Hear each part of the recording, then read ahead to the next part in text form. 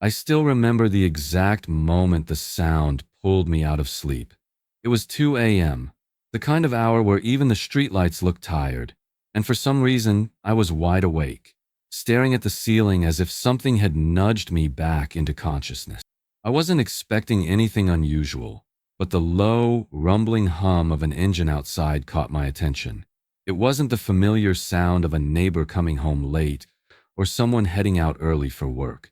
This was slower, heavier, almost cautious, like whoever was driving didn't want to be noticed. Curiosity tugged at me. I got out of bed, rubbed the sleep from my eyes, and walked to the window. Fog had settled across the neighborhood, and the cold night air moved like a thin veil across the cul-de-sac. But even through it, I could make out the faint headlights of a dark van parked behind the HOA maintenance shed. An area residents had no reason to be near at that hour. The shed was barely visible under the dim lamppost, but I could see shadows moving inside the beam of light.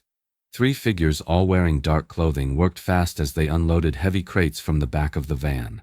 My first thought was that maybe I was misunderstanding what I was seeing. Maybe it was some late-night HOA maintenance project. But then I noticed how quietly they moved, how they kept glancing over their shoulders, and how each crate was handled as if it contained something extremely valuable, or extremely dangerous. When one of the crates slipped from a man's grip and hit the ground, I heard a sharp crack. A pale chemical smell drifted through the air, sharp enough to sting even from a distance. That's when my stomach tightened. Something about the whole scene felt wrong. I stepped back from the window and debated calling the police, but I didn't want to jump to conclusions. Instead, I decided to bring it up the next morning with our HOA President, Linda Hawthorne. Linda had a way of speaking to people like she was reading lines from a rulebook and judging them at the same time. Still, reporting suspicious activity was the responsible thing to do, and I expected her to at least pretend to care. But when I told her what I saw, she didn't even let me finish. Her smile froze, her eyes hardened, and she leaned in like she was about to scold a child. She accused me of spreading paranoia, and warned me that filing false reports could result in fines and violations. The more I tried to explain, the colder she became, insisting I mind my own business because the HOA had everything under control. I walked away from that conversation feeling uneasy, like she wasn't dismissing the idea because it was unbelievable. She was shutting it down because she already knew. The way she dodged my questions, the way she changed the subject the moment I mentioned the crates, it all scratched at the back of my mind long after the meeting ended. All day the memory replayed in my head. The quiet van, the heavy crates, the chemical smell, and Linda's reaction, a mix of annoyance and something that felt suspiciously like fear. I tried convincing myself it was nothing, that maybe I misinterpreted everything, that Linda was just being her usual controlling self. But deep down, something darker had begun forming in my gut, something telling me the night I witnessed wasn't just unusual, it was dangerous, and I was right to worry, because the very next night, at the exact same hour, the van came back. But this time, when the doors opened, 2 of the men were carrying guns. The morning after I saw the armed men, I barely slept. Every sound outside felt louder. Every shadow looked suspicious, and the images from the night before kept replaying in my mind like a looping nightmare I couldn't switch off. I kept thinking about how Linda had shut me down, how she dismissed everything so aggressively the day before. But after what I saw that second night, there was no question left in my mind. Something criminal was happening behind that HOA shed, and if no one else was willing to speak up, I had to. I stepped outside to grab the mail, still mentally organizing how I'd approach the situation again, when I heard high heels clicking on pavement behind me. Before I could turn, Linda's voice came floating over my shoulder, soft, sugary, and sharp enough to cut glass. "Michael," she said, stretching my name like it tasted sour. "We need to talk." I turned to find her already standing too close, her perfectly painted smile strained into something that looked pleasant from a distance but predatory up close. She rested one manicured hand on the mailbox beside mine, blocking me in with a posture that looked casual but felt calculated. "I heard you've been curious," she said quietly. We wouldn't want misunderstandings to spread in the community. She said the word misunderstandings like it was code for troublemaking. I told her I wasn't imagining anything. I'd seen the van, the men, the crates. I explained the guns, the chemical smell, everything. But Linda's expression didn't change. Instead, she tilted her head with a look I'd only ever seen parents use on misbehaving toddlers. Michael, she sighed, you're misinterpreting things, imagining danger where there is none. We all get a little paranoid sometimes, but you need to stop before people start thinking you're unstable. The way she said it felt rehearsed, polished, like she'd already decided exactly how to make me doubt myself. But I knew what I saw, and no amount of fake sympathy was going to convince me otherwise. Still, Linda wasn't done. She leaned in closer, lowering her voice. If you continue making false claims, the board will have no choice but to document it. We could easily interpret it as harassment or disruption of community peace. Violations escalate quickly, Michael. I'd hate for you to struggle financially because of a misunderstanding. It wasn't a warning. It was a threat, wrapped in a smile. I didn't argue. I didn't trust myself not to say something that would get twisted against me. Instead, I grabbed my mail, nodded stiffly, and walked away. But I could feel her eyes on my back, watching, calculating, waiting for me to slip. Hours later, I found the first violation notice taped to my door. A fine for a trash bin placed incorrectly. Then another, claiming my lawn edging was uneven. Then a third, this time for aggressive correspondence toward HOA leadership, even though I hadn't contacted anyone. The harassment had begun. It wasn't even subtle. The more they tried to pressure me, the more determined I became. I walked the neighborhood that evening, replaying Linda's words, analyzing her tone, noticing details I'd overlooked before. That's when I found the fresh tire tracks behind the maintenance shed. They weren't from the community landscapers. We hadn't had service that day. These were from the same type of heavy vehicle I'd seen the night before. I followed the tracks around the back corner of the shed, my pulse thudding against my ribs. The ground was uneven, dirt scattered, and something caught the corner of my eye. Something small and plastic half buried in the gravel. I bent down and picked up a tiny sealable plastic bag. It was coated with a faint white powder. And suddenly I knew for certain. I wasn't imagining anything at all. The next morning, before the sun was even fully up, I woke to the sound of gravel crunching in my front yard. At first I thought it was just a delivery truck turning around or maybe a neighbor out early, but the footsteps were too close, too deliberate. I pulled the curtain back just a few inches and froze. Two people I had never seen before, clipboards in hand, cameras around their necks, were taking photos of my house from every angle. They walked across my lawn like they owned it, snapping pictures of my siding, my driveway, even the numbers on my mailbox. For a second I wondered if they were from the county or maybe a contractor hired by someone nearby. But the moment I stepped outside and asked who they were, they didn't even introduce themselves. Instead, one of them simply said, "Documenting for HOA compliance," then turned away like I wasn't worth acknowledging.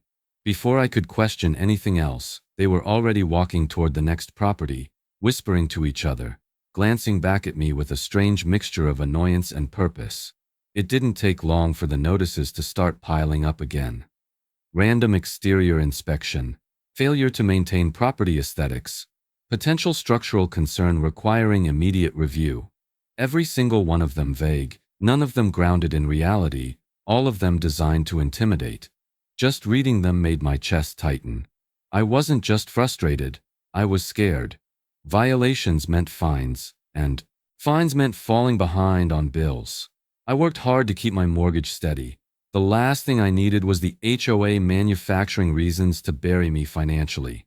And the more the harassment escalated, the more my mind drifted to the nights I watched that unmarked van. The plastic bag with powder residue, the men with guns, the chemical smell leaking from that cracked crate. Now seeing strangers invading my property with clipboards, it all felt connected. Too coordinated, too hostile, too targeted for it to be a coincidence.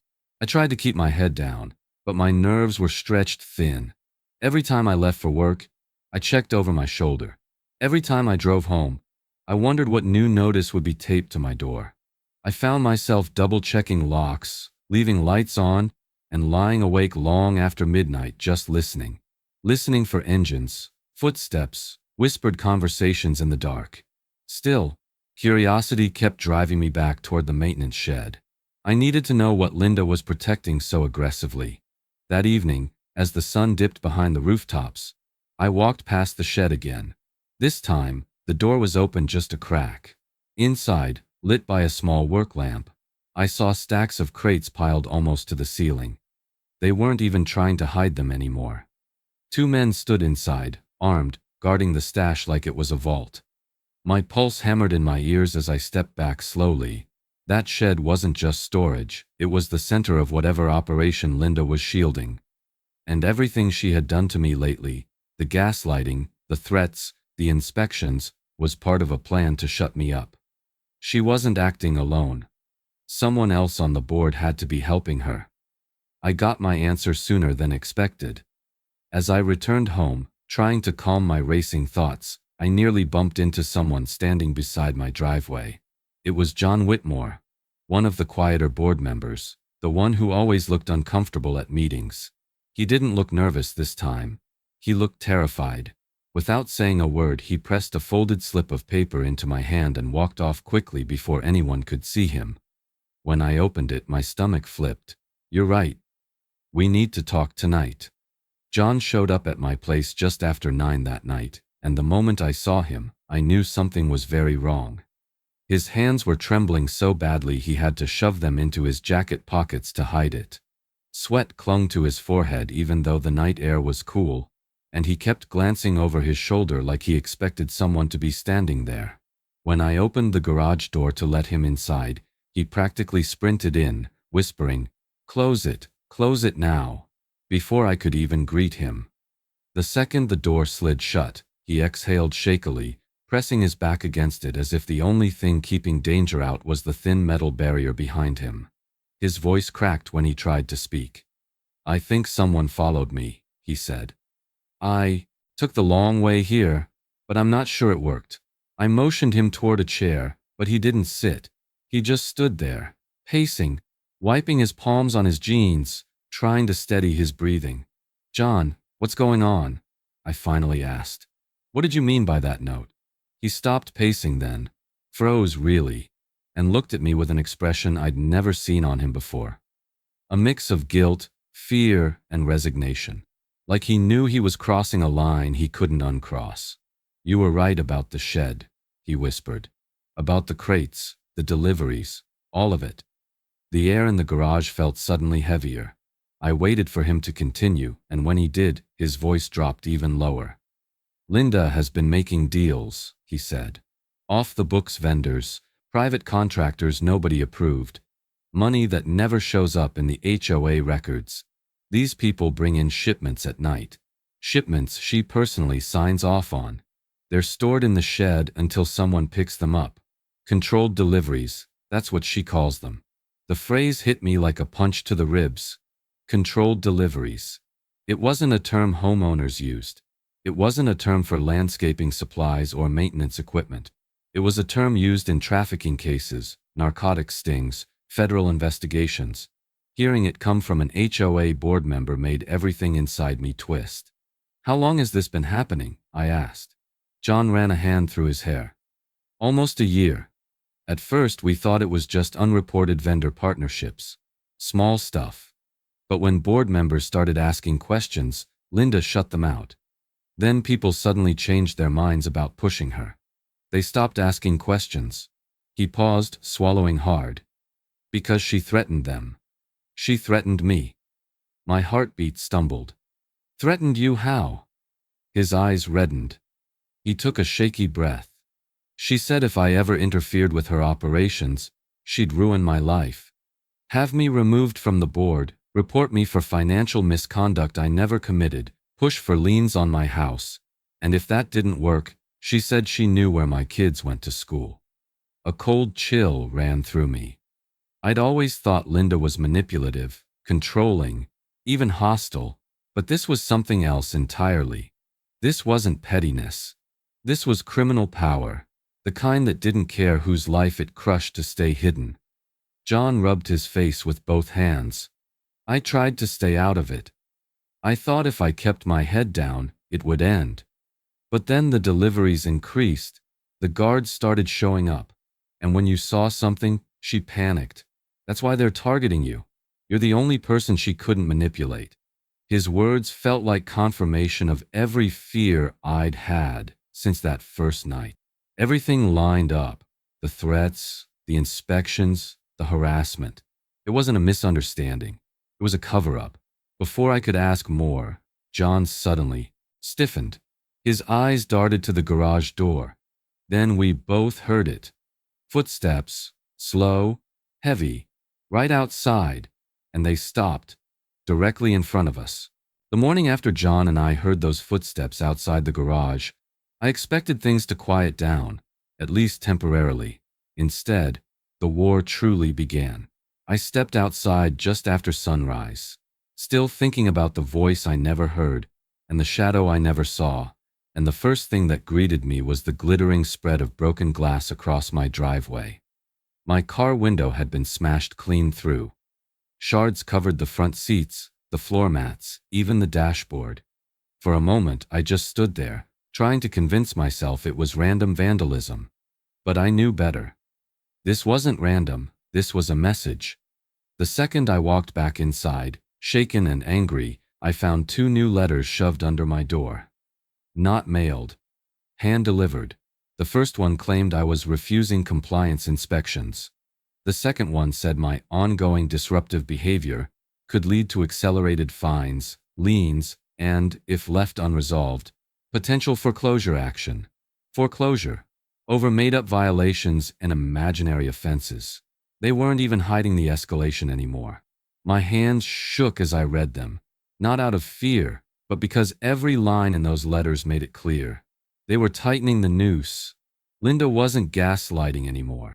She wasn't dismissing or deflecting. She was coming after me with everything she had. Just after noon, a man showed up at my door. Tall, stiff posture, a badge clipped to his belt that didn't belong to any agency I recognized.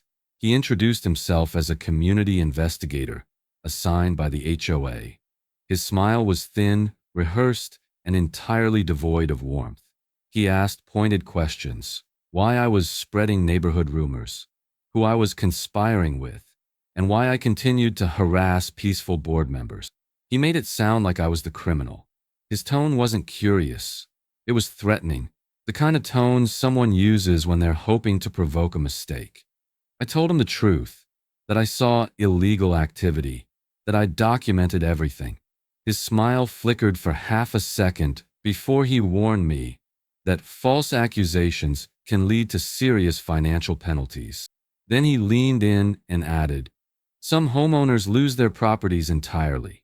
He walked away with that same stiff smile, leaving the promise hanging in the air. By evening, my nerves felt raw. The day had been one long attempt to break me down. But the moment I stepped outside to grab a package from the porch, everything went still inside me. A crate, one of the same size and shape as the ones I saw in the shed, was sitting at the end of my driveway. No label, no address. Just a single sheet of paper taped to the top with 4 words written in black marker: "Stay out of it." I didn't even have to open the crate to know what it meant. They'd stopped trying to scare me quietly.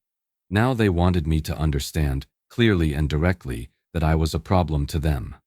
A threat. Someone who needed to be silenced. But instead of backing down, something inside me hardened. The smashed window. The fake investigator. The fines. The lies. The threats. All of it only proved what John had told me. The operation was real, dangerous, and deep.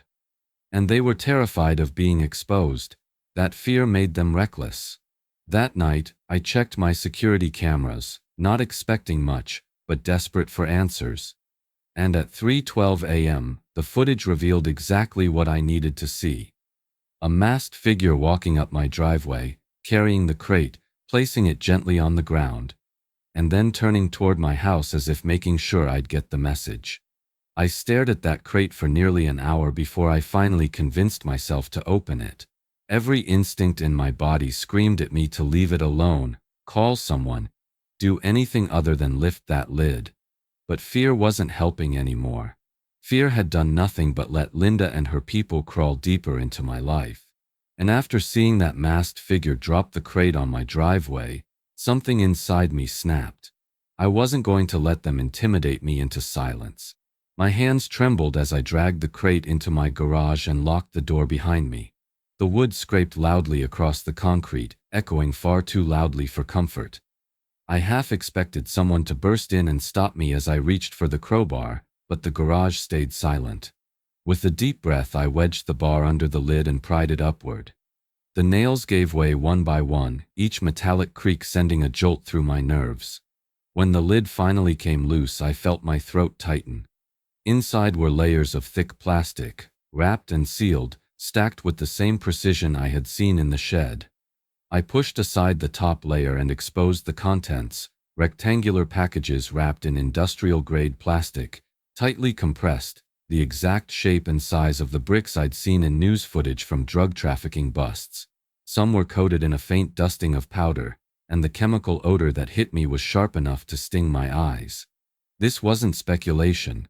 This wasn't paranoia. This was evidence. I lifted one of the packages carefully. It was heavier than I expected, cold to the touch, and completely unmarked. My pulse thudded unevenly as I set it down and pulled out my phone.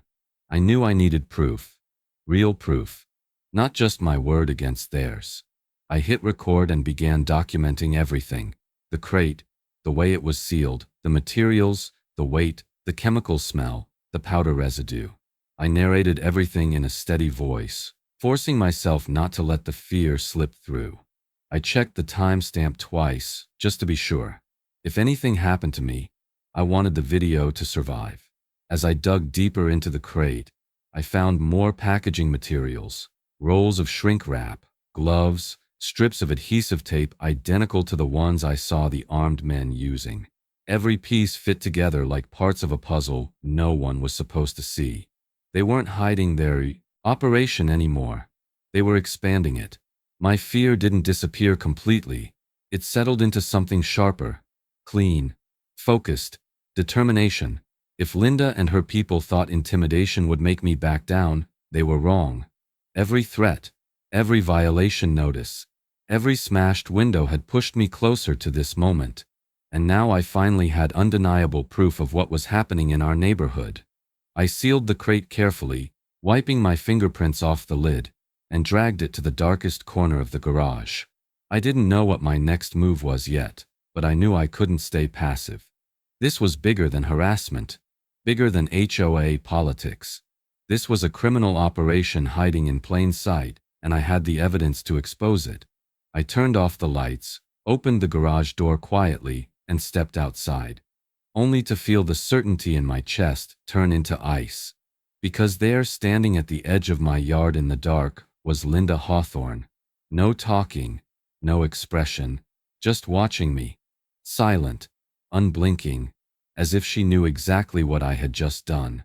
Linda didn't say a word at first. She just stood there in the shadows, her arms crossed, her silhouette framed by the porch light behind me. For a few seconds, all I heard was the wind moving softly through the trees and my own heartbeat thudding too loudly in my ears. Her stillness was more unnerving than any threat she had ever thrown my way. It was the look of someone who no longer cared about pretending. When she finally stepped forward, the faint scent of her perfume drifted toward me, sharp, floral, too sweet for the cold night air. It mingled with the smell of damp grass and engine oil from the garage, creating a strange atmosphere that felt almost suffocating. Her face came into view then, partially lit. The polished, professional smile she usually wore was gone. In its place was something tighter, angrier, more honest. "You're getting yourself into trouble you don't understand," she said, her voice trembling. Not with fear, but with barely held rage. "You think poking around at night makes you some sort of hero?" I didn't answer. I didn't trust my voice. And maybe she didn't need an answer. because she didn't wait for one. She took another step closer, lowering her voice until it was just above a whisper. Curiosity can be fatal in this community. People who don't mind their own business tend to disappear. The words hit harder than I expected. Not shouted, not dramatic, not cloaked in fake politeness like before. Just cold, factual, as if she were reciting a rule she'd repeated many times. She wasn't warning me anymore. She was threatening me directly. I felt the shift immediately. Up until now, everything she'd done, gaslighting, harassment, fines, fake inspections, had been part of a calculated performance. A way to maintain control while pretending to follow HOA procedures. But this was different. This was unfiltered, exposed anger. The mask she wore in front of the community wasn't just slipping, it had fallen off completely. There are things happening here that don't concern you, she continued. Contracts, partnerships, deliveries. Important people rely on this neighborhood staying quiet, and quiet is something you are clearly incapable of being. I swallowed hard, trying to keep my breathing steady. I could feel the cold air biting at the back of my neck, but my palms were warm with adrenaline. She stood so close now that I could see the tension in her jaw, the faint twitch in her eye, the way her fingers kept tightening and loosening like she was debating her next move. You will stop, she said. You will forget what you think you saw. You will stop asking questions, and you will stop involving board members who know better than to cross me. Her tone sharpened on the last words, and for a moment the anger in her voice cracked. It wasn't just fury, it was fear. Desperation, a sign that whatever was happening behind that shed was spiraling in ways even she couldn't contain. And she knew I'd already seen too much. She turned to leave but paused just long enough to add, "This is your final warning, Michael. After this I can't protect you." Protect. She said it like she was doing me a favor. Like I was the one at risk because of my choices, not because of her crimes. When she finally walked away, disappearing into the dark, a strange clarity settled over me. Her reaction told me everything I needed to know. She wasn't just angry, I was a threat. Enough of a threat that she felt the need to scare me into silence. Enough of a threat that she had come to my house personally at night to stop me. I stepped inside, locked every door, and pulled out my phone. My hands were still unsteady, but the notification glowing on my screen froze me in place. It was a message from John. "They're moving product tonight. You have to act." For the first time since this ordeal began, I felt genuinely out of time. John's message repeated in my head like an alarm. "They're moving product tonight. Not tomorrow. Not next week. Tonight." And Linda's visit, her threats, her voice shaking with anger, had pushed me to a line I couldn't step back from anymore.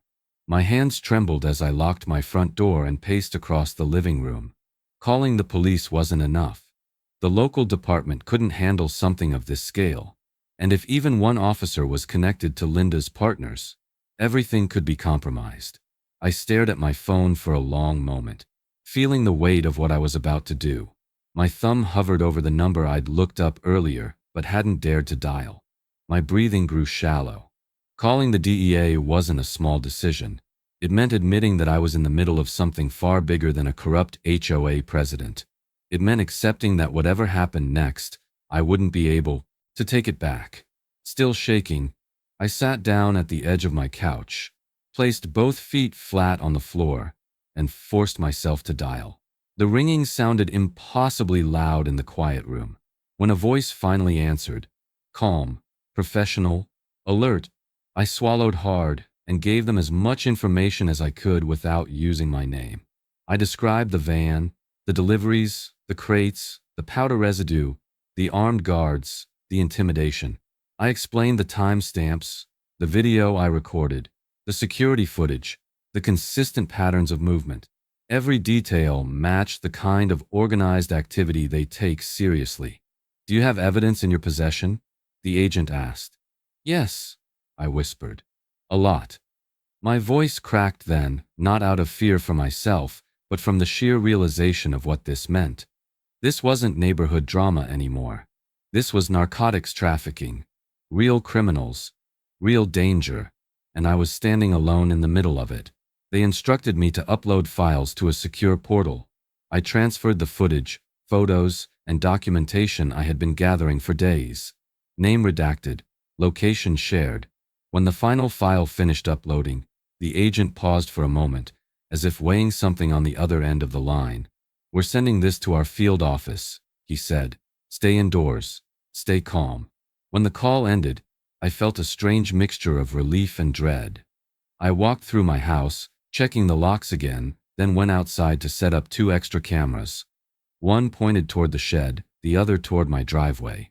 The night air was unnervingly still, but I could feel tension pulsing through the neighborhood, like everything was holding its breath. I moved quietly, glancing down the street every few seconds, half expecting Linda to appear again, half expecting the masked figure from before to emerge from the shadows. Inside, I turned off the interior lights, leaving only the glow of my monitors. I watched the live security feeds like I was guarding a perimeter. Every flicker of motion made my heart hammer. Every distant sound felt suspicious. I kept replaying Linda's words, "Curiosity can be fatal."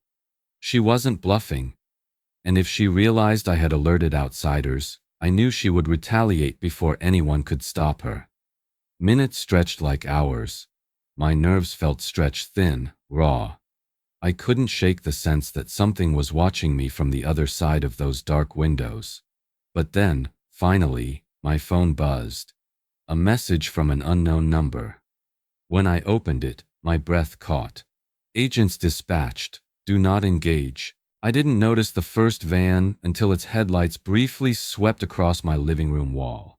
It moved slowly, silently, as if trying not to disturb the night. Then another van followed, unmarked but unmistakably official. Dark color, reinforced sides, the kind of vehicle used by people who don't need to advertise who they are. I held my breath as they rolled down the street, stopping just short of the maintenance shed. For a moment, everything went eerily quiet. The entire neighborhood washed in stillness like the air itself was waiting for something to begin. Then the doors opened. Men in tactical gear emerged, coordinated and precise.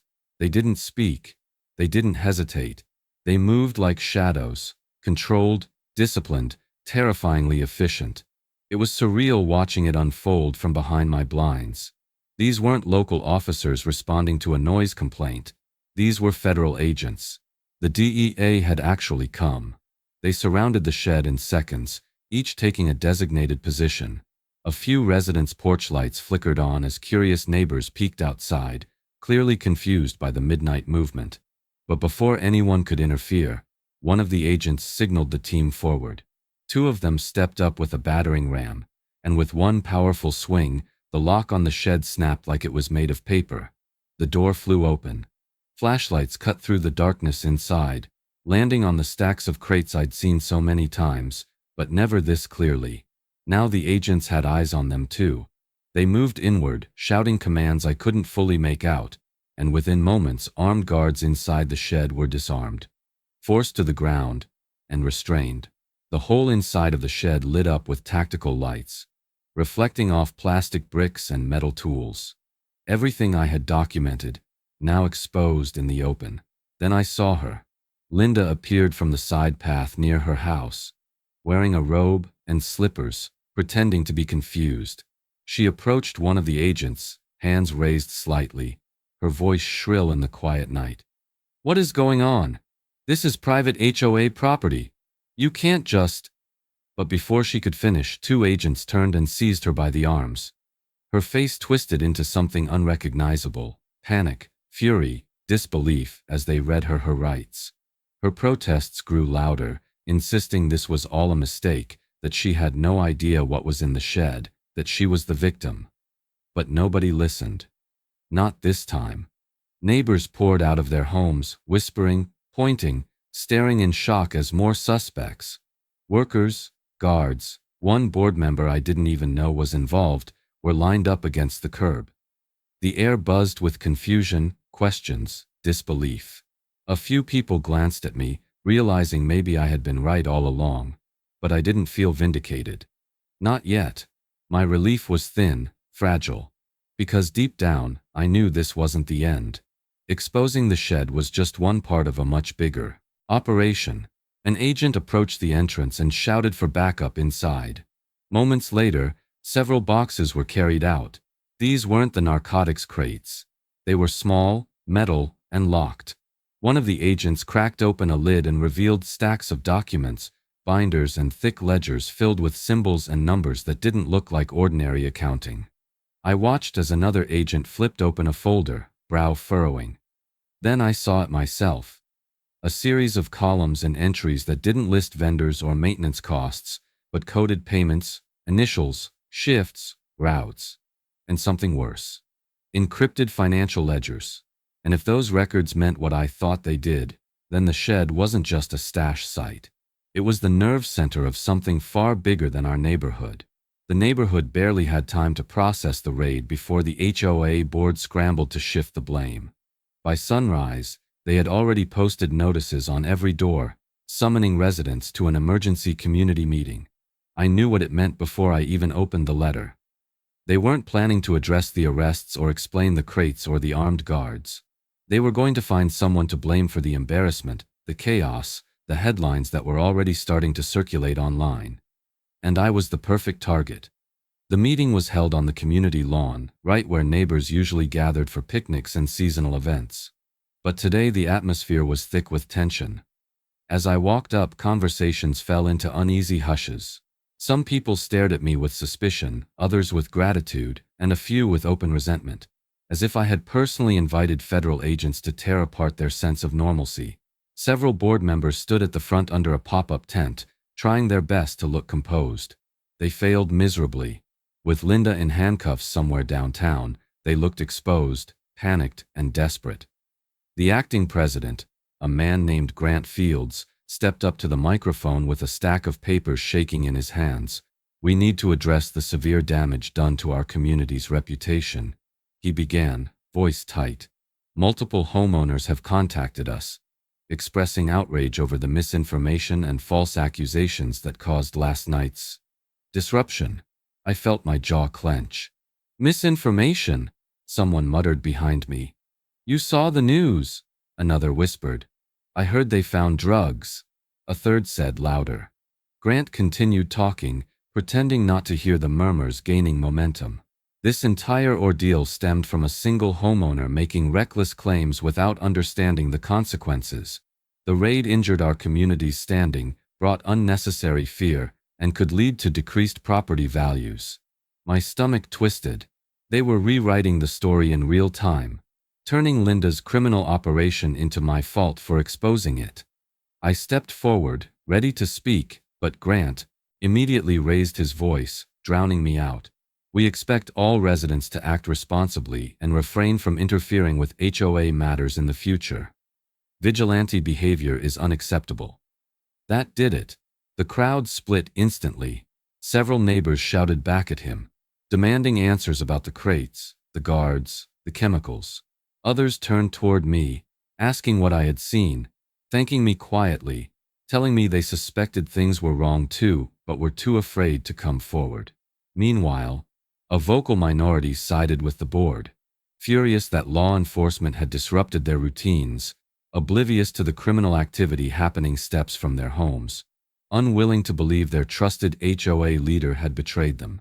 The tension broke when someone in the back yelled, "They arrested Linda for drug trafficking. How is that his fault?"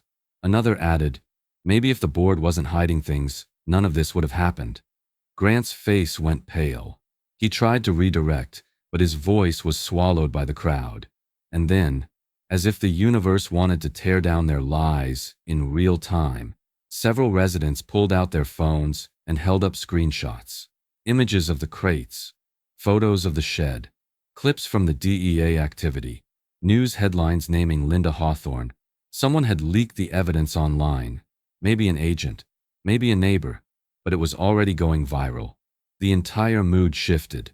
Support swung like a pendulum, landing squarely on the truth. Grant gave up trying to control the narrative.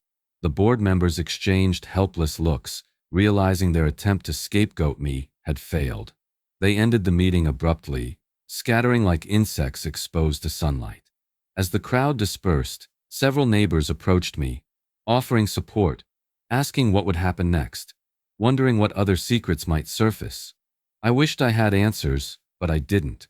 All I knew was that this wasn't over. Not even close. And my suspicion was confirmed when I returned home that afternoon to find a card wedged into my doorframe. Plain, unmarked. But inside, a single typed line. County Investigations Division requests a meeting regarding financial crimes linked to your HOA. My pulse spiked. The shed was only the beginning, and whatever came next would be even bigger. The county investigator across from me didn't waste time with small talk. The moment I sat down, he opened a thick file, slid a photograph toward me, and said, "Your HOA wasn't just sloppy or corrupt. It was a functioning smuggling hub for nearly a year." His voice was steady, matter-of-fact, as if he were reading weather conditions instead of describing the nightmare I had been living in. But the words hit me so hard I had to grip the edge of the table to steady myself. He explained that the operation was far more complex than anything I imagined. Narcotics came through in scheduled drops, always late at night, always disguised as vendor deliveries. Those crates weren't just stored in the shed. They were counted, repackaged, and redistributed using forged maintenance logs and falsified repair schedules to cover the incoming and outgoing movement. Every equipment order, every emergency landscaping service, every maintenance fee adjustment was a financial smokescreen. They showed me documents listing vendor names that didn't exist, contracts signed under fake addresses, and maintenance invoices that were 5 times higher than anything reasonable. Money laundering was threaded through every corner of the HOA's operations, disguised in routine homeowner dues. Our community, our quiet, suburban cul-de-sac, had unknowingly funded part of a trafficking network. Hearing it made my stomach twist. The investigator tapped another folder. "We'll need your testimony," he said. "You were the first to report it. You collected evidence before anyone else. Your timeline fills gaps we've been tracking for months. Testify." The word carried weight I wasn't prepared for. I nodded, but my mind drifted somewhere else entirely. To the neighbors I waved to every morning, the families walking their dogs, the retirees tending to their gardens. How many of them had noticed something and looked the other way? How many were scared or suspicious or completely oblivious? I suddenly felt disconnected from the place I had called home. The streets I thought I understood now felt like a stage set hiding something rotten behind each fence line. A part of me wondered if I had been naive, if I ever truly knew the people living around me. But before I could follow that spiral any further, the investigator flipped to a final page, one that was clearly more sensitive. He hesitated, just long enough to make my chest tighten, then turned it toward me. "We found something else. A name that appears repeatedly in the encrypted ledgers. Someone local. Someone directly tied to you." I leaned forward, pulse pounding. When I read it, my mouth went dry. It wasn't Linda. It wasn't a board member. It was someone I trusted, someone I never imagined would be involved. And with that revelation, the room suddenly felt colder. As if the real danger wasn't over at all, but only now revealing its full shape. The courtroom felt colder than it should have, even with the rows of people filling the benches behind me. Maybe it was the formality of it, the gravity of everything that had led to this day, or maybe it was simply the weight of finally seeing Linda Hawthorne seated at the defendant's table, no longer the powerful, polished HOA president who ruled our neighborhood with intimidation, but a woman in a pale jumpsuit and shackles, her confidence stripped away as completely as her authority. When the federal prosecutor began listing the charges, drug trafficking, money laundering, racketeering, conspiracy, the room fell into a stunned silence. For months she had controlled everything. Now she couldn't even raise her hands without chains rattling. The judge reviewed the case with a tone that left no room for softness. Evidence from the raid, the encrypted ledgers, false financial filings, coordinated intimidation against multiple homeowners. Even the threats she made directly to me were included as supporting testimony. When the sentence was finally delivered, decades in federal prison, Linda didn't speak, didn't plead, didn't even cry. She only stared forward, jaw locked, as if she still couldn't process that her empire had collapsed overnight. Other board members weren't spared either. A few took plea deals, admitting they signed falsified contracts in exchange for bribes. Some claimed ignorance but accepted responsibility to avoid harsher charges.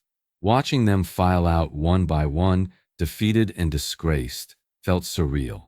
These were the same people who once pretended their authority over mailbox colors and lawn heights gave them some moral superiority. Now they were reduced to footnotes in a federal case they helped create. In the weeks that followed, the community scrambled to rebuild.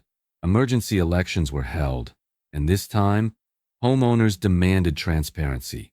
Neighbors I barely spoke to before suddenly became allies, volunteers, leaders.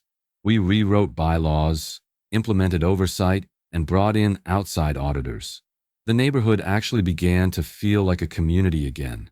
Something real, not something held together by fear. Yet even in the middle of that progress, I couldn't shake the exhaustion that settled deep in me. The price of exposing the truth hadn't been small. I'd lost sleep, safety, privacy, and for a while, my peace of mind entirely. Some friendships fractured under the tension. Some neighbors avoided me, uncomfortable with how close danger had come to their front doors. And every time I stepped outside, I felt a faint chill remembering how easily corruption had taken root right under our noses. But there was also peace, quiet, steady, hard-earned peace. I no longer feared what was happening behind the shed. I no longer checked my cameras every hour. I no longer waited for masked figures or threatening notes. Justice had taken the place of fear, and that alone made every sleepless night worth it. Standing on my porch one evening, watching kids ride their bikes down the newly calm street, I understood something I hadn't before. Corruption doesn't grow because evil people are powerful. It grows because good people convince themselves it's easier to look away. I nearly did. And if I had, we'd still be living under Linda's shadow. Before ending this chapter of my life, I want to say this to anyone listening. Speak up. Don't wait until things get worse. Don't let fear convince you that silence is safer. And if you want more stories like this, stories where truth fights back, don't forget to like, subscribe, and share this story. Your support helps us keep uncovering the reality behind communities like ours. I thought everything was finally over. But a week later, as I checked my mailbox, I found an envelope with no name, no return address, just a single sheet of paper inside. You took down one branch, it said. But Linda wasn't the top of the chain. My blood ran cold, and just like that, I realized the story wasn't finished.